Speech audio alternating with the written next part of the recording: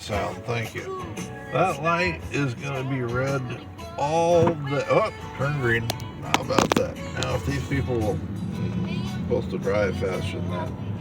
But I remember back when I was your age, I had to drive to work, and there were dinosaurs and Bigfoots all over the place, and you had to be careful because, dinosaurs squish your car, and the Bigfoots could pull open the door and just pull you out, make you their lover.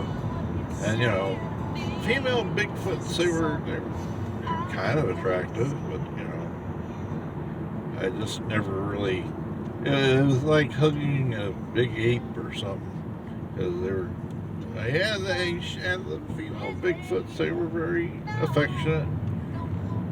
I couldn't get used to the fact they never wore clothes though, because the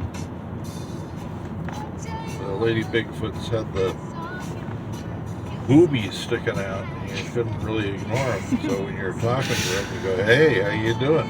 And then you'd be looking going, "Oh, boobies," and they'd get mad because you'd look down at their boobies when you're talking to them, and they'd say, "Okay, I'll look up there," and I looked up there. And, they weren't great conversationalists because they really didn't have a language to speak of.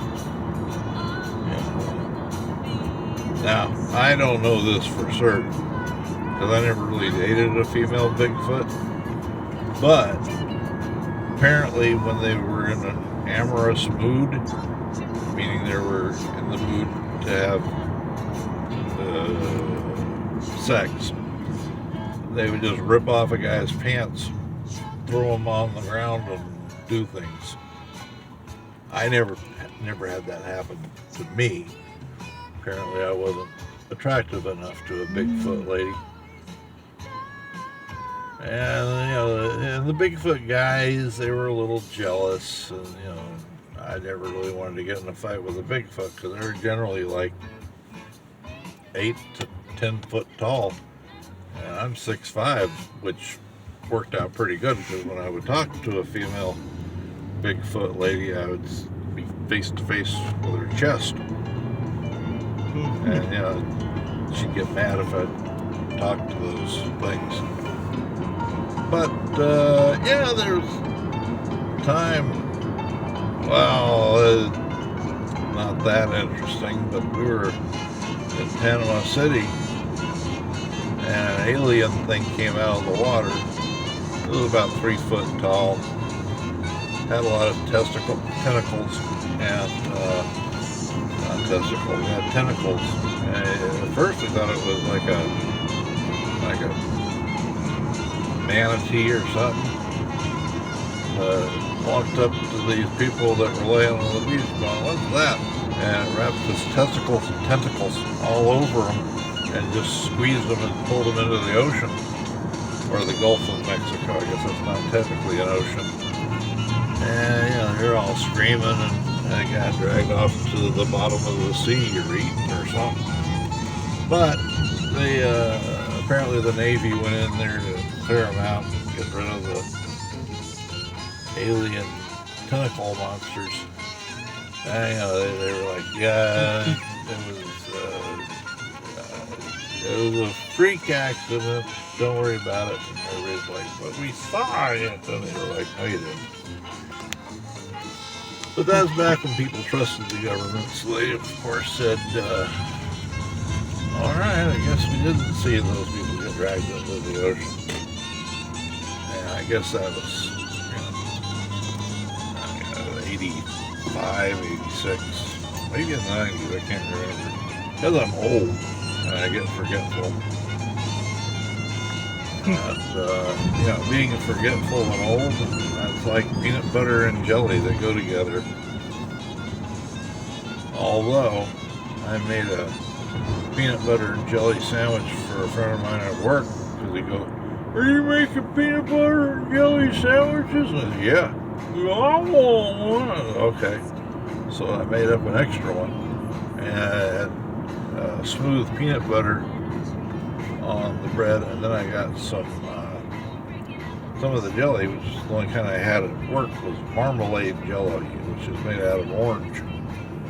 And I was like, here you go, Billy. It was Billy Bunn, my friend at work, and he took a bite out of it, and he's like, oh, what's this shit? And he's spitting all over the thing. I'm like, it's a peanut butter and jelly sandwich. He goes, what kind of jelly is this? It's marmalade. You know, it's made out of oranges and stuff. Oh, that's nasty. I wouldn't eat that if I were starving. I said, all right.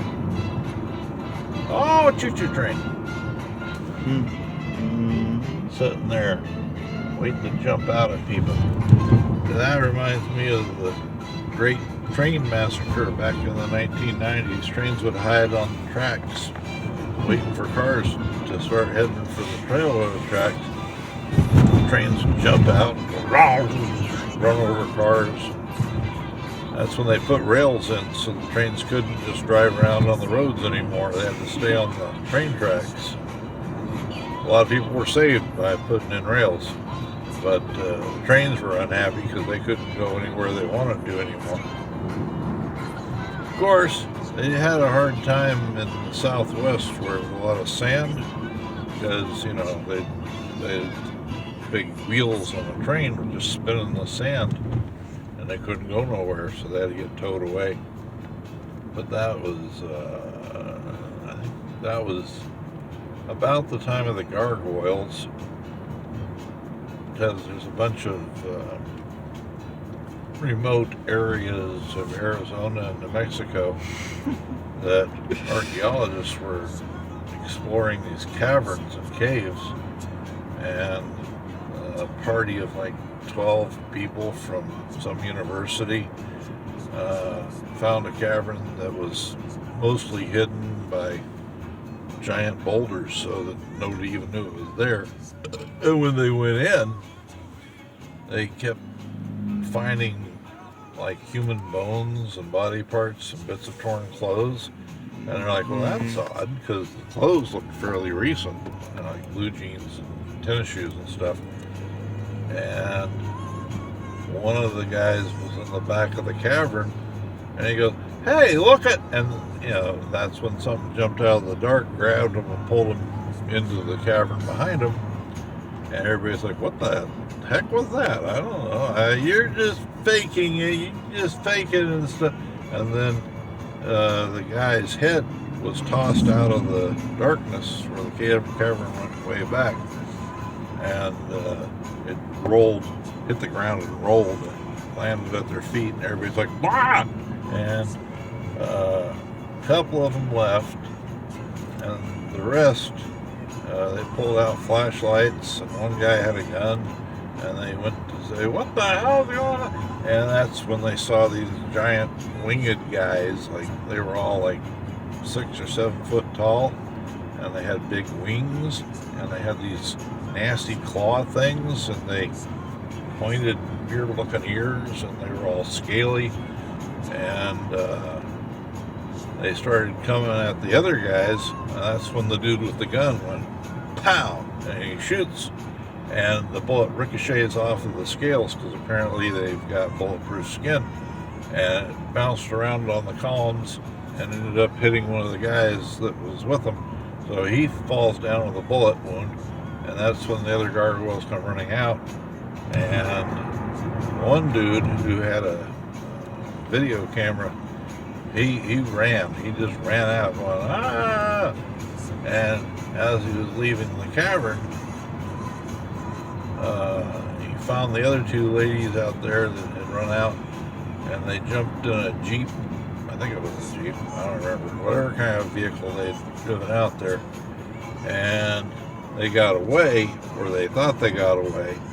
But like, they were, like I said, in the middle of the desert area, and as they were driving, it was I can't remember what time of year it was, but they were driving through the desert as fast as they could, and then they heard a thump on the top of the roof, had a metal roof, and then they heard scraping sounds, and as they're panicking and freaking, because they didn't have a gun, not that it would have helped, but they just drove faster, and the scraping stopped after they went another couple of miles, when they got to a town, they pulled up to the Piggly Wiggly, that's a grocery store, and it was the only store they found close to pull into, and they're still freaked out.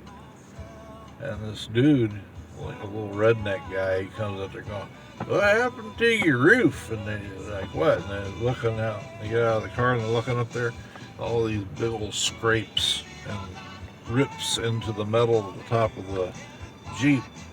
And there was one scrape that ended with like a bloody claw-looking thing stuck in the metal. And apparently it was one of the gargoyles had tried to stop them from leaving and ripped off his claw when he was trying to rip open the roof of the car. So they eventually got the police involved, and they got the state troopers, and they all went back to where the thing was. But apparently a rock slide had happened because the entrance to the cavern, they couldn't find it. And they were skeptical to begin with, because a lot of them were like, "Yeah, I never heard nothing about no gargoyles." And they're all like, "Well, I didn't say they were gargoyles. I said it was big guys with scaly skin and big bat wings on their backs." And they're like, "Yeah, that sounds like gargoyles, but they don't exist. That's a cartoon show." And they're like, "Well, oh." And that's when the guy goes, "Hey, smarty pants, look at this," because when he gets back into town after they went out there and found the destroyed cavern entrance, he goes, "Well, what about this?" And he shows the video that he had recorded, and nobody believed that it was real. They said, "Yeah, that's funny. That's a good hoax. Very well done." But they never investigated further, and so 7 people out of the 10 people in the group just were gone forever. And there was one funny thing, because one of the ladies who was part of the group, she went out there later to bring some flowers or something like that to mark where her friends had all disappeared, gotten killed. And they found her smashed car a few days later. It had been, just mangled, ripped apart, big claw marks all over it. The roof was all mashed in, and they never saw her again. So apparently they didn't want anybody coming back out that way. So I'm thinking about going out there and trying to find the cavern sometime this summer. Want to go with me, Billy? Make sure you bring some heavy bullet firing rifles, and I'll go with you. All right. That sounds like a plan.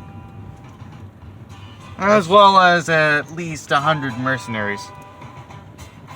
What do we need them for? Protection. I'm pretty big and strong. I think I can take on a bunch of gargoyles. And when we catch one, we'll take him with us and we'll put it in the zoo or something. Better to take him over to the university as a corpse.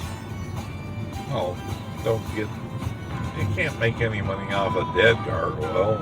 You capture one. Or some gargoyle kids, maybe. I don't know. I think that'd be easier to You're questioning if you can go in and capture one. Yeah. But you're not questioning if you should kill it and sell its body for profit. Okay, first we kill them, and then we capture them. I don't know. But yeah, the gargoyle, I think it was, I want to say near Flagstaff, Arizona, but it was not close to Flagstaff. It was actually like 80 to 100 miles out in the desert away from there.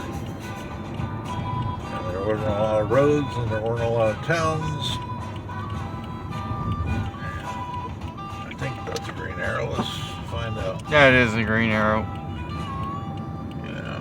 But, yeah, gargoyles, they're bad news. I don't like them. What in the world are you people trying to do? Are you trying to